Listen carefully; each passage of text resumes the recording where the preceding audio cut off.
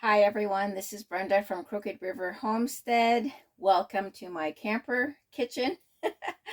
Today I am making a inexpensive snack that you can make for movie night or snacks to bring to work or school.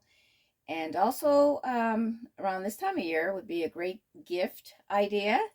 You can add seasonings to your popcorn, and we're just making it the old-fashioned way. Think, I guess, Jiffy Pop. Same idea. Today we're going to be using, I just happen to have Orville Redenbacher popcorn. You don't have to buy this kind. I prefer to look for something that's non-GMO, and Azure Standard has organic non-GMO popcorn, which I really want to purchase. I'm not going to be able to get to their delivery for a couple months, unfortunately, because of things happening here. But I know my store Hannaford had an organic version. My old Hannaford, not this one. It's a smaller one. So anyway, use what you have.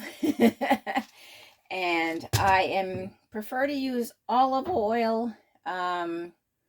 I was using canola oil, but we're trying to steer away from seed oils because they just increase inflammation. So at any rate, today I'm using this stock pot, and the diameter at the bottom is 9 inches, and the height is about 7.5 to 8 inches if you include the cover.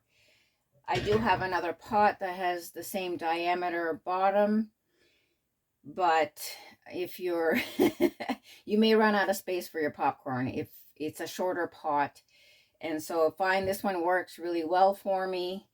And I've never measured the oil that I put in there, but today I'm going to try to measure it for you so you have an idea. I just try to pretty much cover the bottom of the pan. You don't have to completely cover it, but I'm guessing it's about 1/3 of a cup. I've seen recipes where they just use a couple tablespoons. So this is only going to take about 5 minutes. As I said, super inexpensive. So we're going to measure out 1/3 of a cup here and see. That seems like a lot, because I guess 1/3 of a cup is a little over 5 tablespoons. So that sounds like a lot to me. But let's take a look and see how much it actually gives us.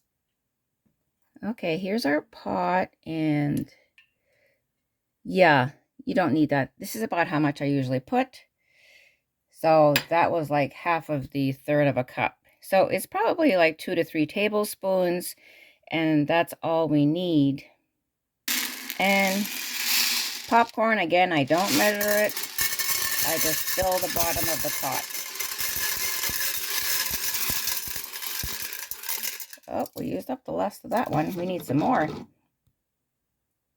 Okay, you can see we have a pretty good layer at the bottom of the pan.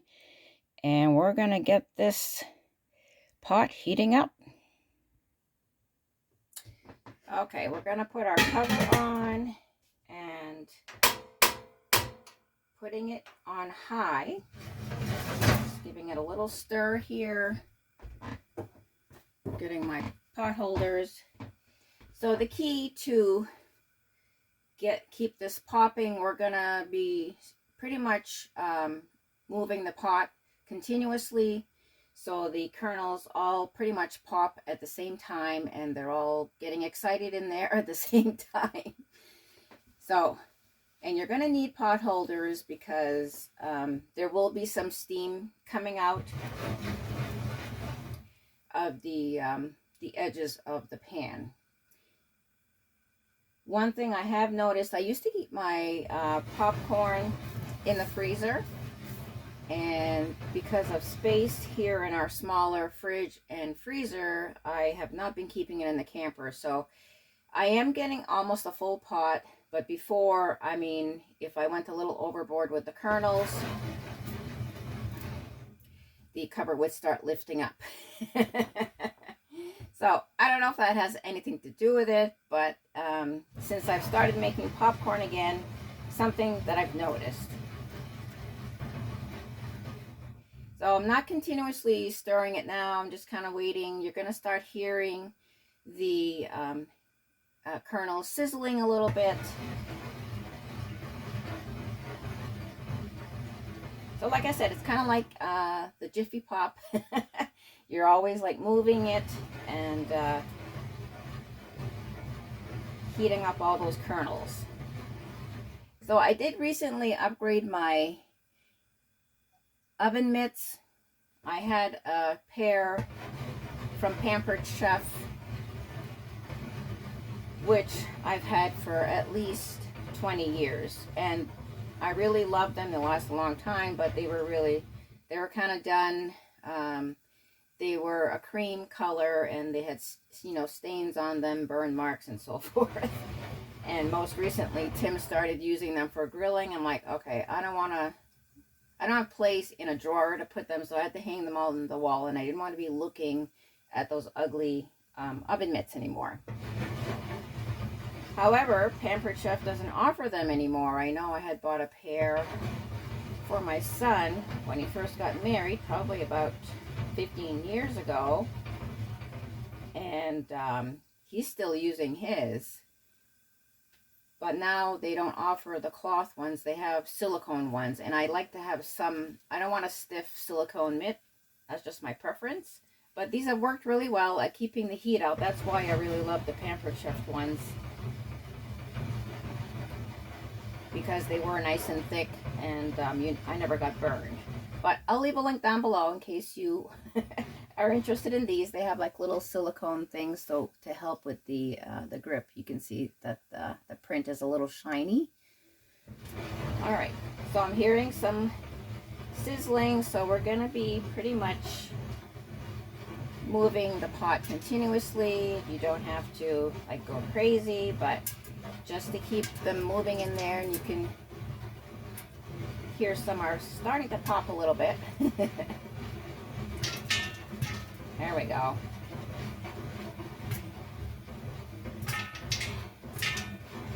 You just don't want them sticking at the bottom of the pan and starting to burn, so you just got to keep it moving.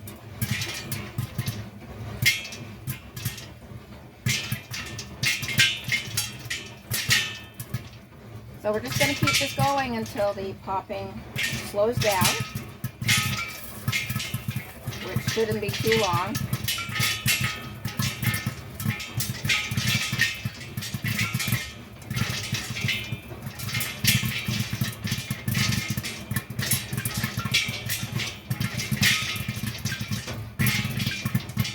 Nothing like the smell of popcorn to fill the house with good smells.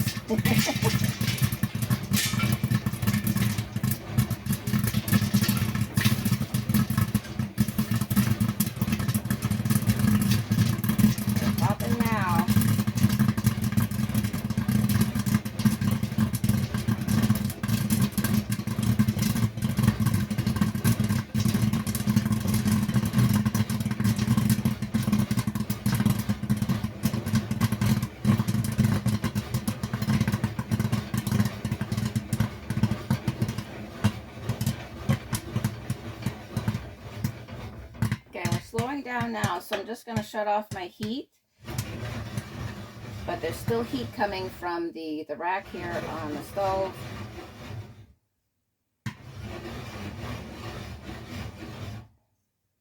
Okay, I think we're pretty much done, so I'm just removing it from the area of heat and just letting all that steam release. Smells wonderful, guys. Definitely an inexpensive snack for movie night, packing the school lunches, or bringing to work along with a sandwich. Just an awesome snack. And at this point, you can add whatever seasoning you want. I just leave it plain, and then when we serve ourselves, we'll put just a little salt on there. But definitely you could add at this point your favorite herbal blend, or some people like a little spicy. You could put a little cayenne pepper on there, and of course they sell all kinds of seasonings that you can buy to put on your popcorn, but I prefer to just keep things as natural as possible. If you read the ingredients and you can't pronounce some of them, there might be something you don't want to eat. So here is our popcorn. So we did get a full pot full, not overflowing. What I normally do after the popcorn is cooled down is just store it in an airtight container so it doesn't absorb moisture from the air and become a little, you know, like chewy or soft or soggy.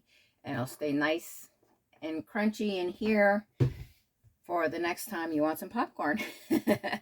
Thanks for joining me today. I hope this has been helpful for you. Super easy, took less than 5 minutes. And we will see you next time. Please like and share this video and subscribe if you haven't already done so. Bye.